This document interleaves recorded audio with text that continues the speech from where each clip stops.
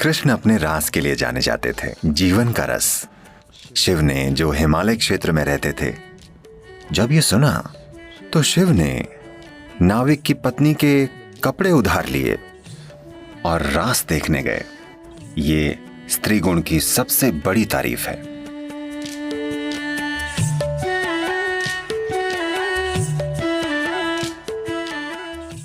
आज का दिन खास है। आज कृष्ण जन्माष्टमी है। कृष्ण के बारे में दुनिया में कई गलतफहमियां हैं, पर हमें यह समझना होगा कि उन्होंने 6 साल की उम्र तक ही मक्खन चुराया था, या शायद 8 साल की उम्र तक ही। 16 की उम्र में जब उनके गुरु संदीपनी ने उन्हें याद दिलाया कि उनके जीवन का उद्देश्य क्या है, तो वो तुरंत वृंदावन से चले गए और कभी वापस नहीं आए। वो कभी भी अपने रिश्तेदारों या वहां की लड़कियों या लड़कों से मिलने उस इलाके में कभी नहीं गए। सब वहीं खत्म हो गया। 16 की उम्र में वो चले गए। जब वो जा रहे थे, आज राधे कृष्ण कहा जाता है। कृष्ण से पहले राधे आती हैं, क्योंकि उनका प्रेम, उनकी अंतरंगता और उनका रोमांस पूरे भारत की संस्कृति में, पूरे उपमहाद्वीप की संस्कृति में कुछ इस तरह समा गए कि हम कृष्ण राधे नहीं कहते, हम कहते हैं राधे कृष्ण। पर 16 साल की उम्र में कृष्ण ने राधे को आखिरी बार देखा, उसके बाद कभी नहीं देखा। 16 की उम्र में वो जाते समय वो बोले, ये बांसुरी मैं तुम्हारे लिए बजाता था, अब मैं जा रहा हूं और वापस नहीं आऊंगा। तो एक भेंट के रूप में, तुम जो प्रेम से इतनी सराबोर हो, मैं ये बांसुरी तुम्हें दे रहा हूं और मैं फिर कभी बांसुरी नहीं बजाऊंगा। और उन्होंने फिर कभी बांसुरी नहीं बजाई। उसके बाद से राधा ने बांसुरी बजाई। 16 के बाद उन्होंने कभी बांसुरी नहीं बजाई।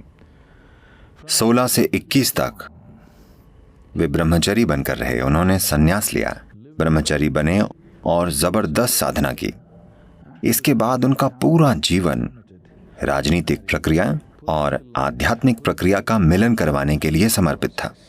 ये बातें कभी बताई नहीं जाती कि भारत के उत्तरी मैदानों में उन्होंने 1000 से ज्यादा आश्रम बनाए, क्योंकि वो चाहते थे कि आध्यात्मिक प्रक्रिया एक अलग चीज न रहे, बल्कि जीवन का ही एक हिस्सा बन जाए। जैसे हम जीते हैं, यानी हमारा ध्यान करना उतना ही जरूरी है जितना हमारा सुबह ब्रश करना। वो चाहते थे कि आध्यात्मिक प्रक्रिया एक दिखावटी चीज ना हो, बल्कि जीवन का एक अहम हिस्सा बन जाए। खास तौर से देश के उन सारे राजाओं के लिए जो तब अखंड भारत का एक हिस्सा होते थे। तो उन्होंने पूरी तरह से समर्पित और प्रतिबद्ध जीवन जिया। पर आमतौर पर लोग सोचते हैं कि उन्होंने बस मक्खन खाया, बांसुरी बजाई और लड़कियों के साथ नाचे। नहीं, उनका जीवन ऐसा नहीं था। पर यह भी एक जरूरी पहलू था। एक बड़ी सुंदर कहानी है। आज कृष्ण जन्माष्टमी है, तो मुझे यह कहानी सुनानी चाहिए। कृष्ण अपने रास के लिए जाने जाते थे। The word ras literally means juice. रास शब्द का मतलब है रस। ज्यादातर लोगों के जीवन में सबसे बड़ी समस्या यह है कि उनमें रस नहीं है, बल्कि हार्मोन है। उनमें जीवन का रस नहीं है, यानी जीवन ही नहीं है, जीवन की तीव्रता नहीं है। तो रास यानी जीवन का रस, शरीर का नहीं बल्कि जीवन का। क्योंकि शरीर के रस कम ज्यादा होते रहते हैं, वो समय समय पर बदलते रहते हैं। पर वो बात कर रहे हैं जीवन के रस की। तो पूर्णिमा की रात के नृत्य को रास कहते थे, क्योंकि वो जीवन के रस से भरा हुआ होता था। This is not a hormonal party in the night. वो रात की हार्मोनल पार्टी नहीं होती थी, न तो वो शराबियों की पार्टी थी, वो कामुक लोगों की पार्टी नहीं थी।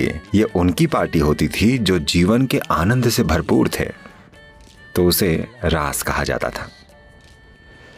ये रास मशहूर हो गया जिन्होंने उनमें हिस्सा लिया या देखा, उनकी वजह से रास की बातें फैलने लगी।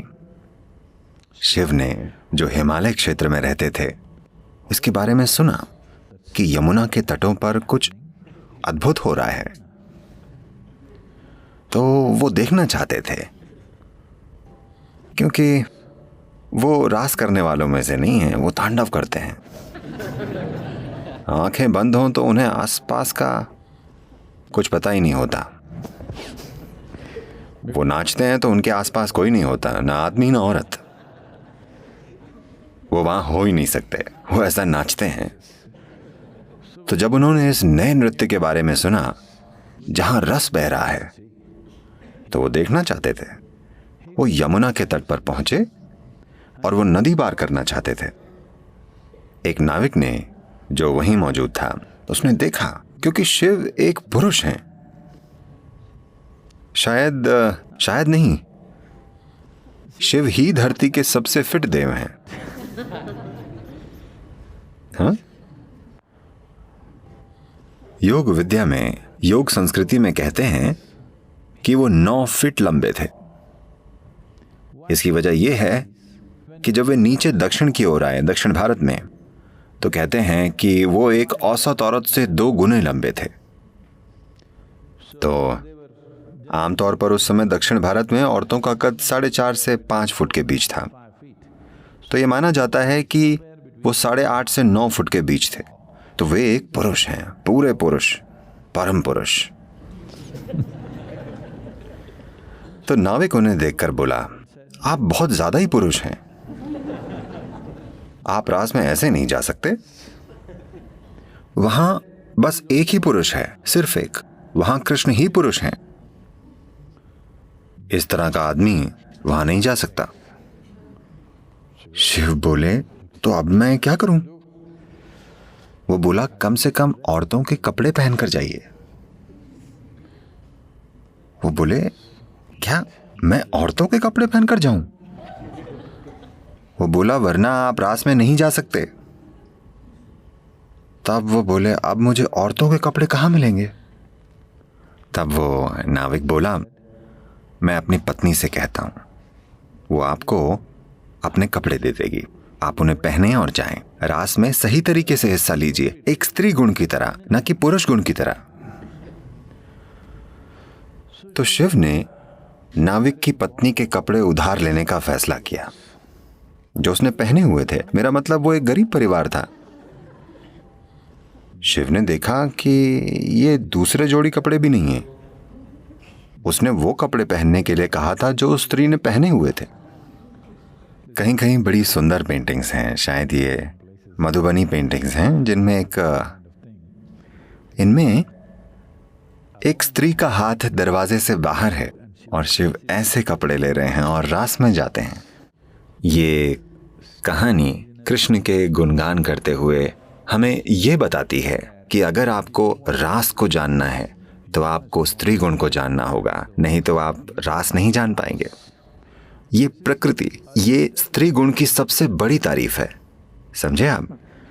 ये स्त्री गुण की सबसे शानदार तारीफ है, स्त्री नहीं, स्त्री गुण। क्योंकि इस संस्कृति में हमने हमेशा समझा है कि जीवन सिर्फ तभी सुंदर होगा जब पुरुष और स्त्री गुण की भूमिका बराबर हो। Today we are building a world where feminine is being massacred. आज हम ऐसी दुनिया बना रहे हैं जिसमें स्त्री गुण खत्म किया जा रहा है। आज सफल होने के लिए औरत को आदमी जैसा बनना पड़ता है, वरना कोई चांस नहीं है कि वो आज की दुनिया में सफल हो पाएगी। स्त्री गुण का खून किया जा रहा है। आप देखिए, ये हो रहा है। आप दुनिया में कहीं भी जाएं, अब सामान्य बातचीत में भी लोग बिल्कुल पहले जैसी बातें नहीं करते। अब वो मौसम की भी बातें नहीं करते जैसे पहले करते थे। आज दुनिया का हर बेवकूफ एक ही बात कर रहा है, इकोनॉमी। हाँ, कहीं भी जाएं, इकोनॉमी का क्या हाल है, शेयर मार्केट कैसा चल रहा है। कोई मॉनसून के बारे में भी नहीं पूछ रहा है। सभी सिर्फ अर्थव्यवस्था और शेयर मार्केट की बातें कर रहे हैं। इसका मतलब पुरुष प्रकृति हावी हो गई है। जीवन यापन सबसे बड़ी चीज बन गई है। एक सरल सी चीज, इकोनॉमी का मतलब क्या है? Simple survival. बस जीवन यापन, है ना? जीवन यापन के पेचीदा तरीके, हाँ, है ना? जीवन यापन का प्रोसेस, भोजन कैसे मिलेगा, ये कैसे करें, वो कैसे करें, कैसे कुछ बना लें, ये जीवन यापन हुआ। घर बनाना, खाना, कपड़े पहनना, थोड़ी खरीदारी करना, ये जीवन यापन है ना? अब हम बस जीवन यापन की ही बात कर रहे हैं, क्योंकि स्त्री गुण काफी हद तक दूर कर दिया गया है। कम से कम घरों में इसे रखें, बाहर समाज में तो ये काफी हद तक खत्म है। पुरुष गुण ही सब कुछ है। तो आज कृष्ण जन्माष्टमी है, यहाँ उनका संदेश ही ये है। वो ये कह रहे हैं कि अगर समाज में स्त्री गुण ना हो तो असल में जीवन भी नहीं होगा। हम आदमी औरतों की बातें नहीं कर रहे हैं, हम नर मादा की बात नहीं कर रहे हैं, हम दो मूल गुणों की बात कर रहे हैं, पुरुष गुण और स्त्री गुण। तो कृष्ण का जीवन स्त्री प्रकृति का उत्सव है, क्योंकि पुरुष प्रकृति तो हर हाल में जाहिर होगी, यही उसका स्वभाव है, पर स्त्री प्रकृति को पोषित करना होगा, वरना वो खत्म हो जाएगी। चट्टानें वैसे भी होंगी पर फूल नहीं होंगे, हमें उन्हें पोषित करना होगा, है ना? हाँ, धरती पर चट्टानें वैसे भी होंगी, मौसम कैसा भी हो, तापमान कुछ भी हो, चट्टानें हमेशा होंगी। फूलों को देखभाल चाहिए, देखभाल नहीं होगी तो कोई फूल नहीं बचेगा।